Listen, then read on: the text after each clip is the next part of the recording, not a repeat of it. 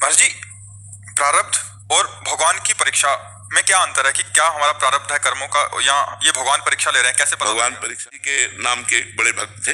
बचपन से सदगृहस्थी में उनके माता पिता उनको तुलसी जी में जल चढ़ाना, शालिग्राम का स्नान कराना, चरणामृत पवाना बचपन से सिखाया था। तो जब उनके माता पिता पर उनका व्यापार था कि जैसे आपकी बेटी का ब्याह है तो आप कुछ रख जाइए और धन ले जाइए, और जब ब्याह हो जाए आपको सब व्यवस्था बन जाए तो अपना स्वर्ण आदि ले जाइए और उनका धन दे जाइए। ऐसा उनका कुल परंपरा से चल रहा था।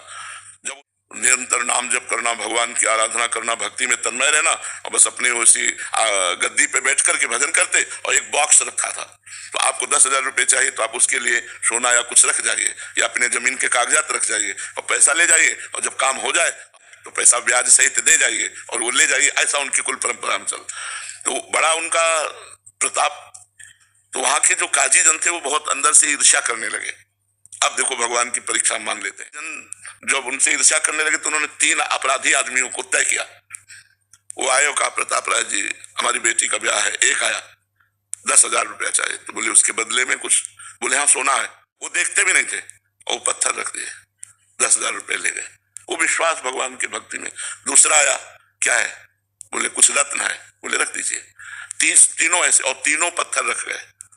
2 महीने बाद आए और 10,000 में ब्याज सहित दिए और कहा हमारा सोना वापस करो, हमारा रत्न वापस करो। उससे से उठा, अरे बोले देखो ये पाखंड करता है, हमारा सोना गायब करके पत्थर रख दिया। अब तो प्रताप राय जी के होश उड़ गए। बोले भैया जैसा आप रख गए तो वैसे रख गए। अब तो लोग, कोई बिरला ऐसा होता होगा 100 में जो 1-2 सही श्रद्धा रख पावे, नहीं तो सुनी सुनाई श्रद्धा होती है।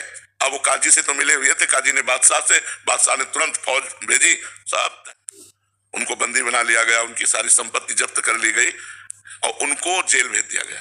तो जब बादशाह के सैनिक आ रहे थे तो पीछे की खिड़की से उन्होंने अपने जुगल किशोर ठाकुर को कि इनकी सेवा कौन करेगा, पत्नी सहित मायके भेज दिया।